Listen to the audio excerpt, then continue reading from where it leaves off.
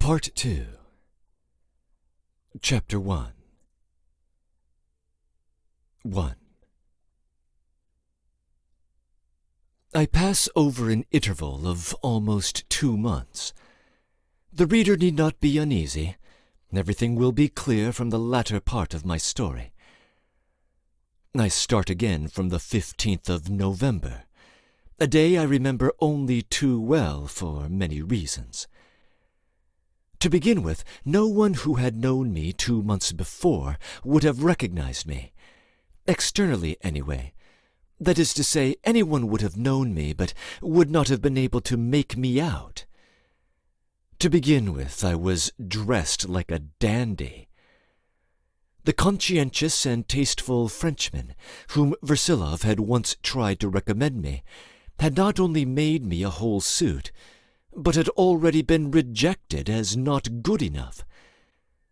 I already had suits made by other, superior tailors of a better class, and I even ran up bills with them.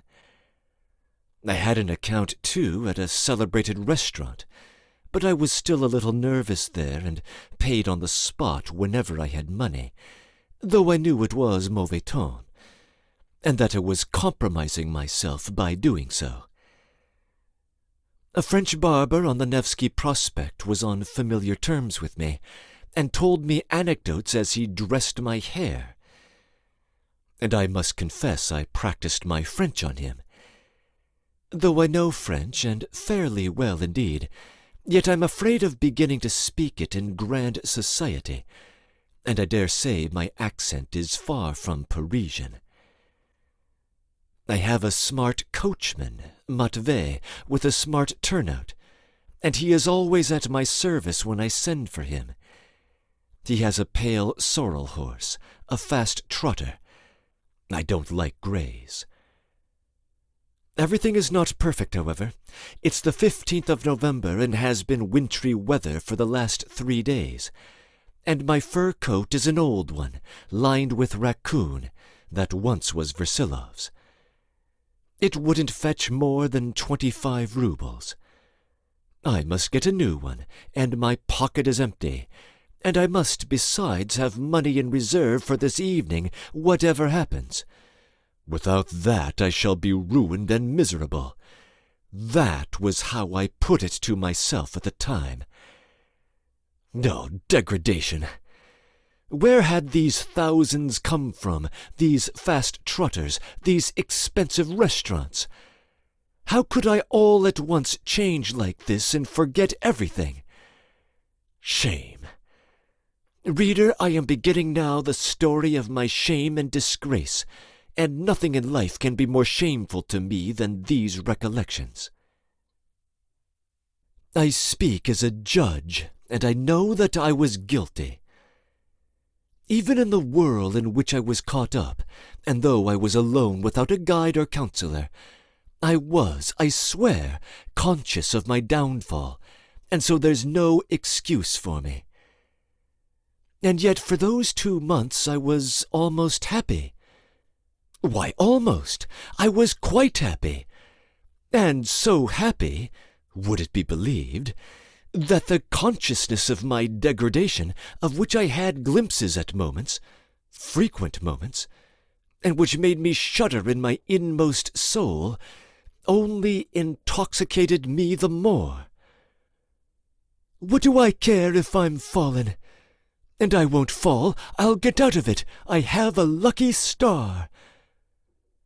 I was crossing a precipice on a thin plank without a rail, and I was pleased at my position, and even peeped into the abyss.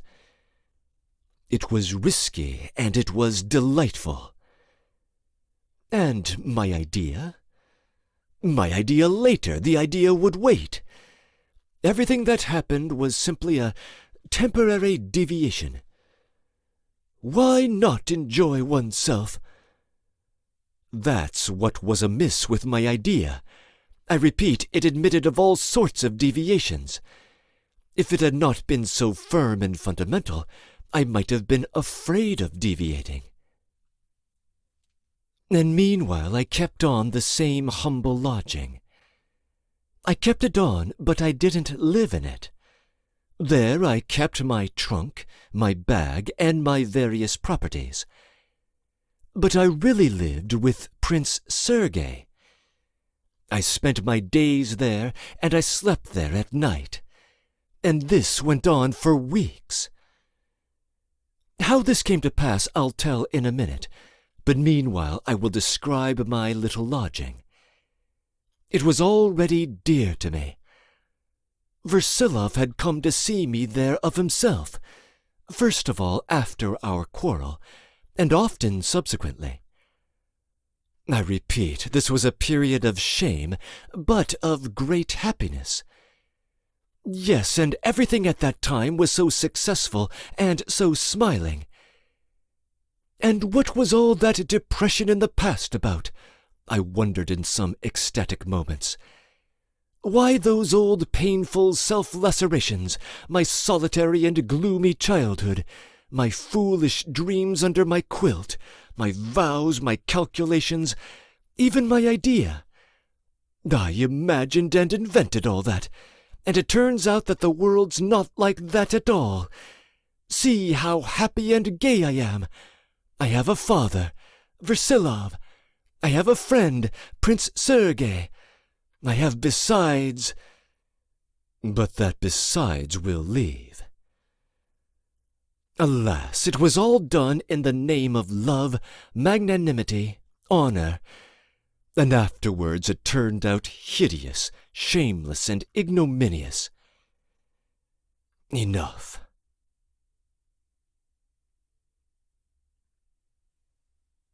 Breaking in. While the main episode of Part 2 begins with a particular date, November 15th, as with Part 1, we won't get there until the second chapter. Expect the rest of this first chapter to connect the events of the two episodes, beginning with the aftermath of the events in September. End of comments.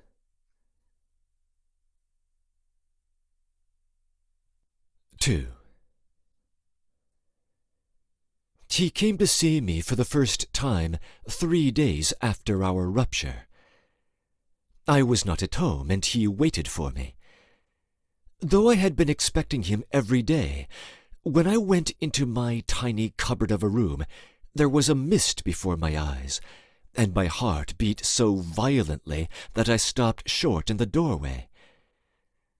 Fortunately, my landlord was with him, having thought it necessary to introduce himself at once, that the visitor might not be bored with waiting. He was eagerly describing something to Versilov. He was a titular councillor, a man about 40, much disfigured by smallpox, very poor, and burdened with a consumptive wife and an invalid child. He was of a very communicative and unassuming character, but not without tact. I was relieved at his presence, which was a positive deliverance for me, for what could I have said to Versilov? I had known in earnest, that Versilov would come of his own prompting, exactly as I wanted him to, for nothing in the world would have induced me to go to him first, and not from obstinacy, but just from love of him, a sort of jealous love. I can't express it. Indeed, the reader won't find me eloquent at any time. But though I had been expecting him for those 3 days, and had been continually picturing how he would come in, yet though I tried my utmost, I could not imagine what we should say to one another at first, after all that had happened. "Ah, here you are," he said to me affectionately, holding out his hand and not getting up. "Sit down with us. Pyotr Ippolitovitch is telling me something very interesting about that stone near the Pavlovsky barracks. Oh, somewhere in that direction." "Yes, I know the stone," I made haste to answer, dropping into a chair beside him. They were sitting at the table. The whole room was just 14 feet square. I drew a deep breath.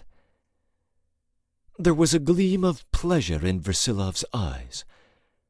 I believe he was uncertain and afraid I should be demonstrative. He was reassured. "You must begin again, Pyotr Ippolitovitch." They were already calling each other by their names. "It happened in the reign of the late Tsar," Pyotr Ippolitovitch said, addressing me nervously and with some uneasiness, anxious as to the effect of his story. "You know that stone? A stupid stone in the street. And what use is it? It's only in the way, you'd say, wouldn't you? The Tsar rode by several times, and every time there was the stone. At last the Tsar was displeased, and with good reason. A regular rock standing in the street, spoiling it. 'Remove the stone.' Well, he said remove it. You understand what that means? Remove the stone. The late Tsar, do you remember him? What was to be done with the stone? They all lost their heads. There was the town council, and a most important person, I can't remember his name, one of the great personages of the time, who was put in charge of the matter. Well, this great personage listened, and they told him it would cost 15,000 roubles, no less, and in silver too. For it was not till the time of the late Tsar that paper money could be changed into silver. 15,000, what a sum! At first the English wanted to bring rails and remove it by steam, but think what that would have cost. There were no railways then. There was only one, running to Tsarskoye Selo. Why, they might have smashed it up, I cried, frowning. I felt horribly vexed and ashamed in Versilov's presence. But he was listening with evident pleasure. I understood that he was glad to have the landlord there, as he, too, was abashed with me. I saw that. I remember I felt it somehow touching in him. Smash it up? Yes, that was the very idea they arrived at. And Montferrand, too. He was building St. Isaac's Cathedral at the time. Smash it up, he said, and then take it away. But what would that cost? It would cost nothing. Simply break it up and carry it away. No, excuse me, a machine would be wanted to do it, a steam engine. And besides, where could it be taken? And such a mountain, too. 10,000, they said, not less than 10 or 12,000. I say, Pyotr Ippolitovitch, that's nonsense, you know. It couldn't have been so. But at that instant Versilov winked at me unseen, and in that wink I saw such delicate compassion for the landlord, even distress on his account, that I was delighted with it, and I laughed. Well, well, then, cried the landlord, delighted. He had noticed nothing and was awfully afraid, as such storytellers always are, that he would be pestered with questions. But then a Russian workman walks up, a young fellow, you know the typical Russian, with a beard like a wedge, and a long-skirted coat, and perhaps a little drunk too. But no, he wasn't drunk. He just stands by while those Englishmen in Montferrand are talking away, and that great personage drives up just then in his carriage, and listens, and gets angry at the way they keep discussing it and can't decide on anything. And suddenly he notices the workman at a distance, standing there and smiling deceitfully. That is, not deceitfully, though. I'm wrong there. What is it? Derisively, Versilov prompted him discreetly. Derisively, yes, a little derisively, That kind, good Russian smile, you know. The great personage was in a bad humor, you understand. 'What are you waiting here for, Big Beard?' said he. 'Who are you?' 'Why, I'm looking at the stone here, your Highness,' says he. Yes, I believe he said Highness, and I fancy it was Prince Suvorov, the Italian one, the ancestor of the general. But no, it was not Suvorov, and I'm so sorry I've forgotten who it was exactly. But though he was a highness, he was a genuine thoroughbred Russian, a Russian type, a patriot, a cultured Russian heart.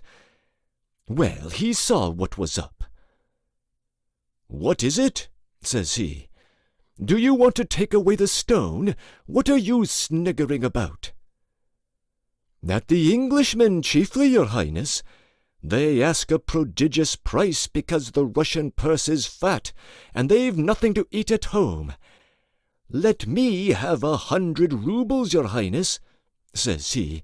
'By tomorrow evening we'll move the stone.' Can you imagine such a proposition? The English, of course, are ready to devour him. Montferrand laughs. But that highness with the pure Russian heart says, 'Give him 100 roubles, but surely you won't remove it,' says he. 'Tomorrow evening, your Highness, we'll have it on the move,' says he. 'But how will you do it?' 'If you'll excuse me, your Highness, that's our secret,' he says, and in that Russian way, you know. It pleased him. Hey, give him everything he wants. And so they left it. What would you suppose he did?" The landlord paused and looked from one to the other with a face full of sentiment. "I don't know," said Versilov, smiling. I scowled. "Well, I'll tell you what he did," said the landlord, with as much triumph as though it were his own achievement. "He hired some peasants with spades, the simple Russians, and began digging a deep hole just at the edge of it. They were digging all night. They dug an immense hole as big as the stone, and just about 1.5 inches deeper, and when they dug it out, he told them to dig out the earth from under the stone, cautiously, little by little. Well, naturally, as they'd dug the earth away, the stone had nothing to stand upon. It began to overbalance, and as soon as it began to shake, they pushed with their hands upon the stone, shouting 'Hurrah!' in true Russian style, and the stone fell with a crash into the hole. Then they shoveled earth on it, rammed it down with a mallet, paved it over with yellow stones. The road was smooth, the stone had disappeared." "Only fancy!" cried Versilov. "The people rushed up, to be sure, in multitudes innumerable. The Englishmen had seen how it would be long before. They were furious.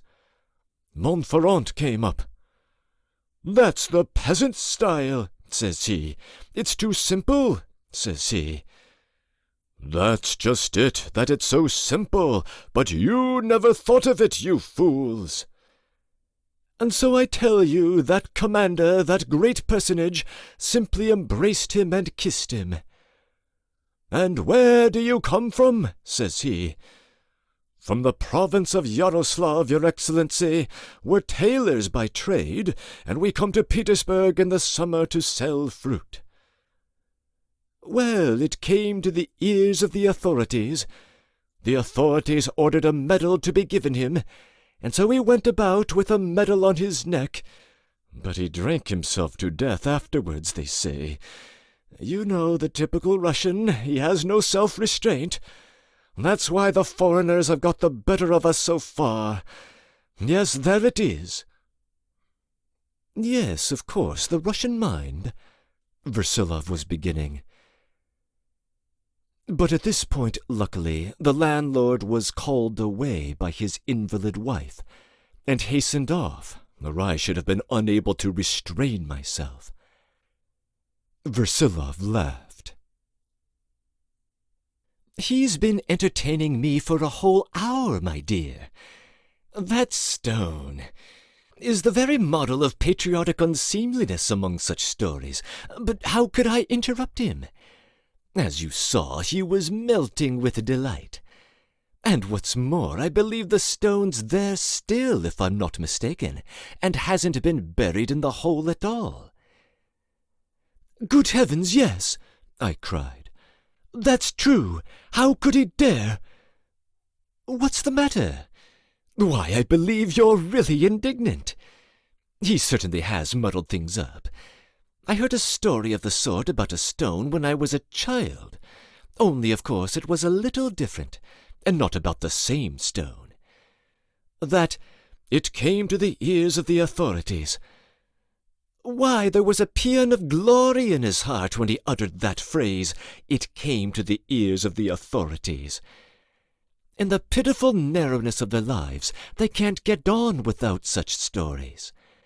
They have numbers of them, chiefly owing to their incontinence.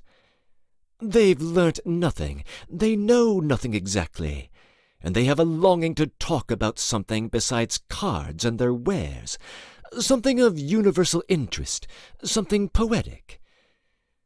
What sort of man is this Pyotr Ippolitovitch?" "A very poor creature, and unfortunate too." "Well, there you see, perhaps he doesn't even play cards.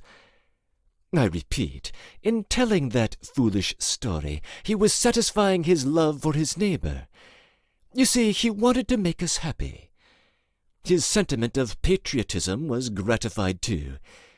They've got another story, for instance, that the English gave Zavyalov 1,000,000 on condition that he shouldn't put his stamp on his handiwork." "Oh, goodness, I've heard that story too." "Who hasn't heard it? And the teller of it knows too that you have heard it, but he still tells it, intentionally supposing that you haven't. The vision of the Swedish king, I believe, is a little out of date with them now, but in my youth it used to be repeated unctuously, in a mysterious whisper. And so was the story of someone's having knelt in the Senate before the senators at the beginning of last century. There were lots of anecdotes about Commander Bashutsky, too, how he carried away a monument. They simply love anecdotes of the court.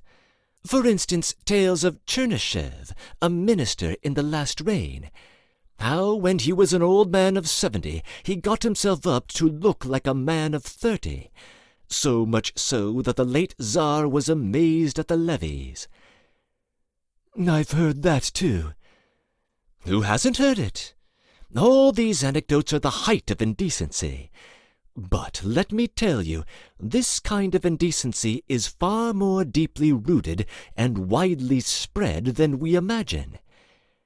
The desire to lie with the object of giving pleasure to your neighbor, one meets even in Russian society of the highest breeding, for we all suffer from this incontinence of our hearts. Only anecdotes of a different type are current among us. The number of stories they tell about America is simply amazing, and they're told by men even of ministerial rank. I must confess I belong to that indecent class myself, and I've suffered from it all my life." "I've told anecdotes about Chernyshev several times myself." "You've told them yourself?" "There's another lodger here besides me, marked with smallpox too, an old clerk, but he's awfully prosaic, and as soon as Pyotr Ippolitovitch begins to speak, he tries to refute him and contradict. He's reduced Pyotr Ippolitovitch to such a point that he waits on the old fellow like a slave, and does everything to please him, simply to make him listen." "That's another type of the indecent, one even perhaps more revolting than the first. The first sort is all ecstasy. 'You only let me lie,' he seems to say. You'll see how nice it will be. The second sort is all spleen and prose. I won't let you lie, he says. Where, when, in what year? In fact, a man with no heart.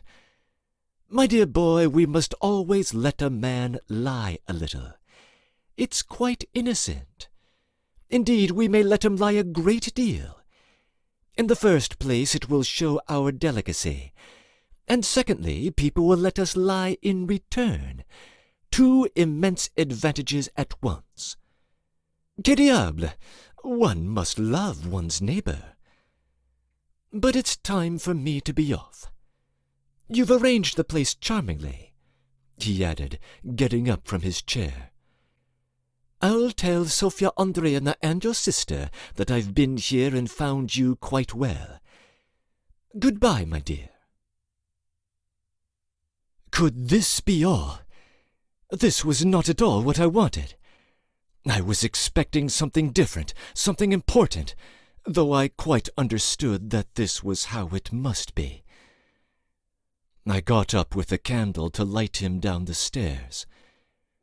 The landlord would have come forward, but without Versilov seeing it, I seized him by the arm and thrust him back savagely. He stared with astonishment, but immediately vanished. These staircases, Versilov mumbled, dwelling on the syllables evidently in order to say something, and evidently afraid I might say something. I'm no longer used to such stairs, and you're on the third story. But now I can find the way. Don't trouble, my dear, you'll catch cold too. But I did not leave him. We were going down the second flight. I've been expecting you for the last 3 days, broke from me suddenly, as it were of itself. I was breathless. Thank you, my dear. I knew you'd be sure to come. And I knew that you knew I should be sure to come. Thank you, my dear. He was silent. We had reached the outer door, and I still followed him. He opened the door. The wind rushing in blew out my candle. Then I clutched his hand. It was pitch dark. He started but said nothing. I stooped over his hand and kissed it greedily several times, many times. My darling boy, why do you love me so much? He said, but in quite a different voice. His voice quivered. There was a ring of something quite new in it, as though it were not he who spoke. I tried to answer something, but couldn't, and ran upstairs. He stood waiting where he was, and it was only when I was back in the flat that I heard the front door open and shut with a slam. I slipped by the landlord, who turned up again, and went into my room, fastened the latch, and without lighting the candle, threw myself on my bed, buried my face in the pillow, and cried and cried. It was the first time I had cried since I was at Touchard's. My sobs were so violent, and I was so happy. But why describe it? I write this now without being ashamed of it, for perhaps it was all good, in spite of its absurdity.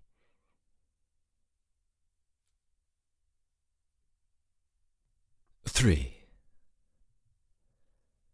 But didn't I make him suffer for it? I became frightfully overbearing. There was no reference to the scene between us afterwards. On the contrary, we met 3 days later as though nothing had happened. What's more, I was almost rude that evening, and he too seemed rather dry. This happened in my room again. For some reason I had not been to see him, in spite of my longing to see my mother. We talked all this time, that is, throughout these 2 months, only of the most abstract subjects. And I can't help wondering at it. We did nothing but talk of abstract subjects, of the greatest interest and of vast significance for humanity, of course, but with no bearing whatever on the practical position. Yet many, many aspects of the practical position needed, and urgently needed, defining and clearing up. But of that we did not speak. I did not even say anything about my mother or Lisa, nor indeed about myself and my whole history. Whether this was due to shame or to youthful stupidity, I don't know. I expect it was stupidity, for shame I could have overcome. But I domineered over him frightfully, and absolutely went so far as insolence more than once, even against my own feelings. This all seemed to happen of itself, inevitably. I couldn't restrain myself. His tone was, as before, one of light mockery, though always extremely affectionate in spite of everything. I was struck, too, by the fact that he preferred coming to me, so that at last I very rarely went to see my mother, not more than once a week, especially towards the latter part of the time, as I became more and more absorbed in frivolity. He used always to come in the evenings, to sit and chat with me. He was very fond of talking to the landlord, too, which enraged me in a man like him. The idea struck me that he might have nowhere to go except to see me. But I knew for a fact that he had acquaintances, and that he had indeed of late renewed many of his old ties in society, which he had dropped the year before. But he did not seem to be particularly fascinated by them, and seemed to have renewed many of them simply in a formal way. He preferred coming to see me. I was sometimes awfully touched by the timid way in which he almost always opened my door, and for the first minute looked with strange anxieties into my eyes. "Am I in the way?" he seemed to ask. "Tell me, and I'll go." He even said as much sometimes. Once, for instance, towards the end he came in when I had just put on a suit, brand new from the tailor's, and was just setting off to Prince Sergei's, to go off somewhere with him, where I will explain later. He sat down without noticing that I was on the point of going out. He showed at moments a remarkable absence of mind. As luck would have it, he began to talk of the landlord. I fired up. "Oh, damn the landlord!" "Ah, my dear," he said, getting up, "I believe you're going out and I'm hindering you. Forgive me, please." And he meekly hastened to depart. Such meekness towards me from a man like him, a man so aristocratic and independent, who had so much individuality, at once stirred in my heart all my tenderness for him and trust in him. But if he loved me so much, why did he not check me at the time of my degradation? If he had said one word, I should perhaps have pulled up, though perhaps I should not. But he did see my foppery, my flaunting swagger, my smart matvey. I wanted once to drive him back in my sledge, but he would not consent, and indeed it happened several times that he refused to be driven in it. He could see I was squandering money, and he said not a word, not a word. He showed no curiosity even. I'm surprised at that to this day, even now. And yet I didn't stand on ceremony with him, and spoke openly about everything, though I never gave him a word of explanation.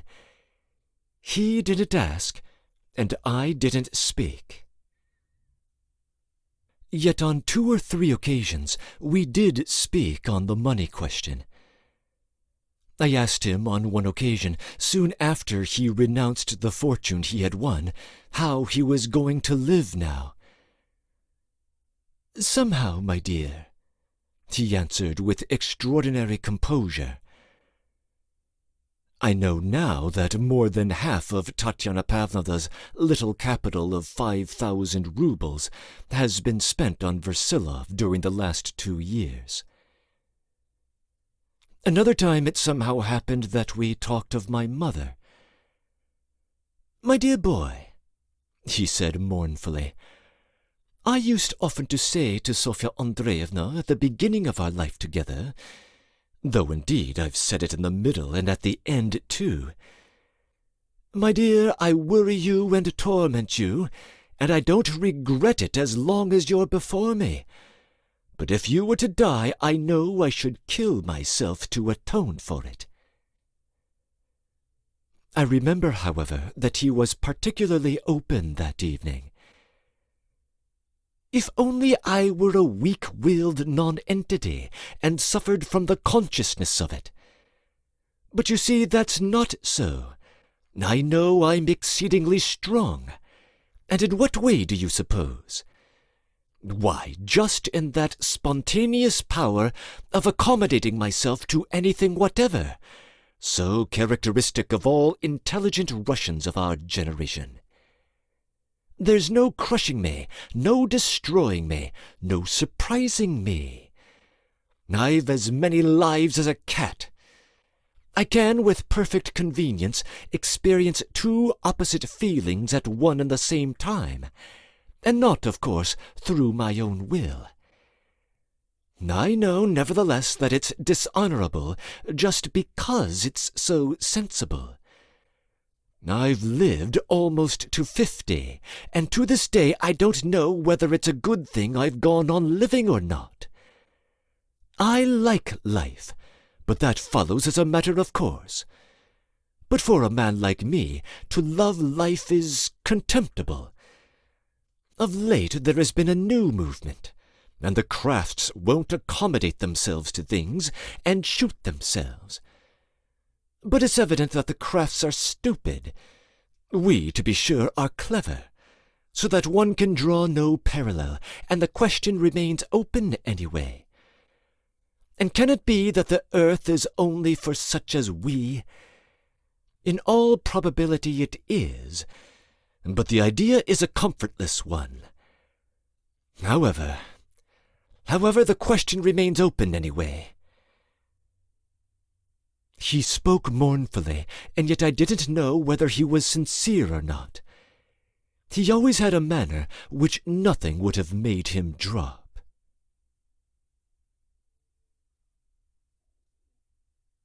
4. Then I besieged him with questions. I fell upon him like a starving man on bread. He always answered me readily and straightforwardly, but in the end always went off into the widest generalizations, so that in reality one could draw no conclusions from it. And yet these questions had worried me all my life, and I frankly confess that even in Moscow I had put off settling them till I should meet him in Petersburg. I told him this plainly, and he did not laugh at me. On the contrary, I remember he pressed my hand. On general politics and social questions I could get nothing out of him, and yet in connection with my idea those subjects troubled me more than anything. Of men like Dergachev, I once drew from him the remark that they were below all criticism, but at the same time he added strangely that he reserved the right of attaching no significance to his opinions. For a very long time he would say nothing on the question how the modern state would end, and how the social community would be built up anew. But in the end I literally wrenched a few words out of him. I imagine that all that will come about in a very commonplace way, he said once. Simply en bon matin, in spite of all the balance sheets on budget days and the absence of deficits, all the states without exception will be unable to pay, so that they'll all be landed in general bankruptcy. At the same time, all the conservative elements of the whole world will rise up in opposition to everything, because they will be the bondholders and creditors, and they won't want to allow the bankruptcy. Then, of course, there will follow a general liquidation, so to speak. The Jews will come to the fore, and the reign of the Jews will begin. And then all those who have never had shares in anything, and in fact have never had anything at all, that is, all the beggars, will naturally be unwilling to take part in the liquidation. The struggle will begin, and after 77 battles the beggars will destroy the shareholders and carry off their shares and take their places as shareholders, of course. Perhaps they'll say something new too, and perhaps they won't. Most likely they'll go bankrupt too. Further than that, my dear boy, I can't undertake to predict the destinies by which the face of this world will be changed. Look in the Apocalypse, though. But can it all be so materialistic? Can the modern world come to an end simply through finance? Oh, of course, I've only chosen one aspect of the picture, but that aspect is bound up with the whole by indissoluble bonds, so to speak. What's to be done? Oh dear, don't be in a hurry. It's not all coming so soon. In any case, to do nothing is always best.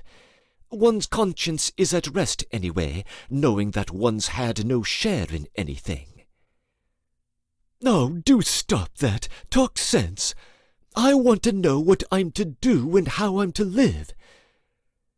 What you are to do, my dear. Be honest. Never lie. Don't covet your neighbor's house. In fact, read the 10 Commandments. It's written there once for all. Don't talk like that. All that's so old. And besides, it's all words. I want something real. Well, if you're fearfully devoured by ennui, try to love someone or something, or at any rate to attach yourself to something. You're only laughing. Besides, what can I do alone with your 10 Commandments? Well, keep them in spite of all your doubts and questions, and you'll be a great man, whom no one will know of. There is nothing hidden that shall not be made manifest. You're certainly laughing. Well, if you take it so to heart, you'd better try as soon as possible to specialize.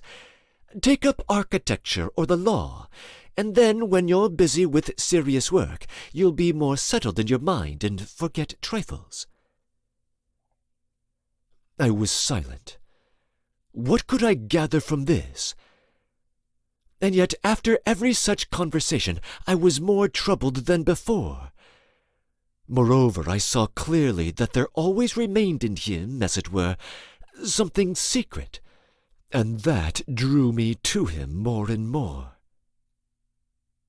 "Listen," I said, interrupting him one day. "I always suspect that you say all this only out of bitterness and suffering, but that secretly you are a fanatic over some idea, and are only concealing it, or ashamed to admit it. Thank you, my dear. Listen, nothing's better than being useful. Tell me how, at the present moment, I can be most of use. I know it's not for you to decide that, but I'm only asking for your opinion. You tell me, and what you say I swear I'll do. Well, what is the great thought? Well, to turn stones into bread. That's a great thought. The greatest? Yes, really, you have suggested quite a new path. Tell me, is it the greatest? It's very great, my dear boy, very great. But it's not the greatest. It's great but secondary, and only great at the present time. Man will be satisfied and forget. He will say, "I've eaten it, and what am I to do now?" The question will remain open for all time. You spoke once of the Geneva ideas. I didn't understand what was meant by the Geneva ideas. The Geneva idea is the idea of virtue without Christ, my boy. The modern idea, or more correctly, the ideas of all modern civilization.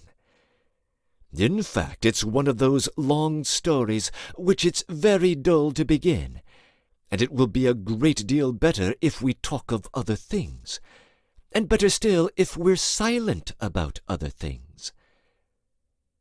You always want to be silent.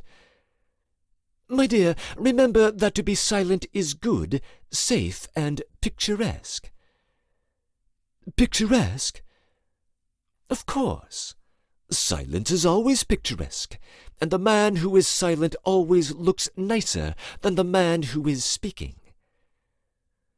Why, talking as we do is no better than being silent. Damn such picturesqueness, and still more damn such profitableness. My dear, he said suddenly, rather changing his tone, speaking with real feeling and even with a certain insistence, I don't want to seduce you from your ideals to any sort of bourgeois virtue. I'm not assuring you that happiness is better than heroism. On the contrary, heroism is finer than any happiness, and the very capacity for it alone constitutes happiness. That's a settled thing between us. I respect you just for being able in these mawkish days to set up some sort of an idea in your soul. Don't be uneasy, I remember perfectly well. But yet one must think of proportion. For now you want to live a resounding life, to set fire to something, to smash something, to rise above everything in Russia, to call up storm clouds, to throw everyone into terror and ecstasy, while you vanish yourself in North America. I've no doubt you've something of that sort in your heart, and so I feel it necessary to warn you, for I really love you, my dear. What could I gather from that either? There was nothing in it but anxiety for me, for my material prosperity. It betrayed the father with a father's kindly but prosaic feelings.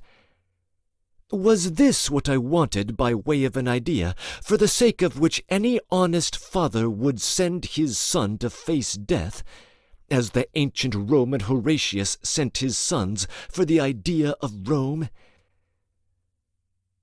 I often pressed him on the subject of religion, but there the fog was thicker than ever. When I asked him what to do about that, he answered in the stupidest way, as though to a child. You must have faith in God, my dear. But what if I don't believe in all that? I cried irritably once. A very good thing, my dear. How a good thing? It's a most excellent symptom, dear boy. A most hopeful one for our atheists in Russia, if only they are really atheists and have some little trace of intelligence, are the best fellows in the whole world, and always disposed to be kind to God, for they're invariably good-humoured, and they're good-humoured because they're immensely pleased at being atheists. Our atheists are respectable people and extremely conscientious, pillars of the fatherland, in fact. This was something, of course, but it was not what I wanted. On one occasion, however, he spoke out, but so strangely that he surprised me more than ever, especially after the stories of Catholicism and penitential chains that I had heard about him. Dear boy, he said one day, not in my room, but in the street, when I was seeing him home after a long conversation. To love people as they are is impossible, and yet we must. And therefore do them good, overcoming your feelings, holding your nose and shutting your eyes. The latter's essential. Endure evil from them as far as may be without anger, mindful that you too are a man. Of course you'll be disposed to be severe with them if it has been vouchsafed to you to be ever so little more intelligent than the average. Men are naturally base and like to love from fear. Don't give in to such love, and never cease to despise it. Somewhere in the Koran, Allah bids the Prophet to look upon the froward as upon mice. Do them good and pass them by. A little haughty, but right. Know how to despise them even when they are good, for most often it is in that they are base. No, my dear, it's judging by myself I say that. Anyone who's not quite stupid can't live without despising himself. Whether he's honest or dishonest, it makes no difference. To love one's neighbor and not despise him is impossible.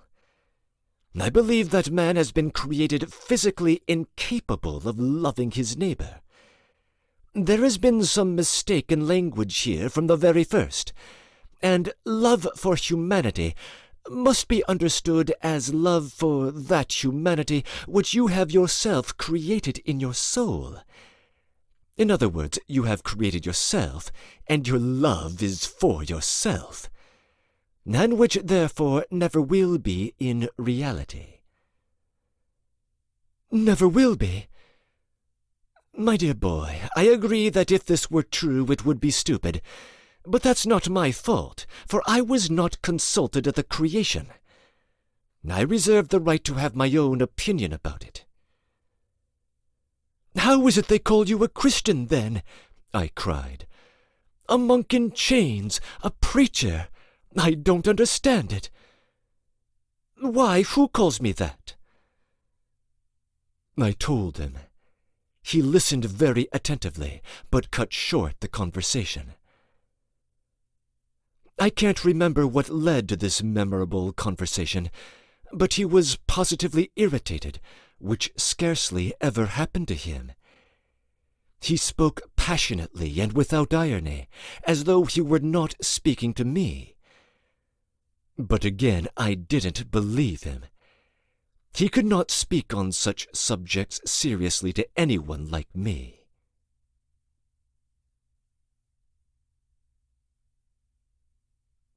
Breaking in. Obviously enough, this is a thematically rich chapter, with an array of ideas that will need more careful unpacking later on. Students of Dostoevsky will notice elements of Ivan Karamazov's thought in what Versilov says, including his belief in the impossibility of loving one's neighbor, as well as his reference to turning stones into bread. The latter is an allusion to the first temptation of Christ, as described in Matthew 4 and in Luke 4, and it takes on special resonance in The Legend of the Grand Inquisitor, from Dostoevsky's greatest novel.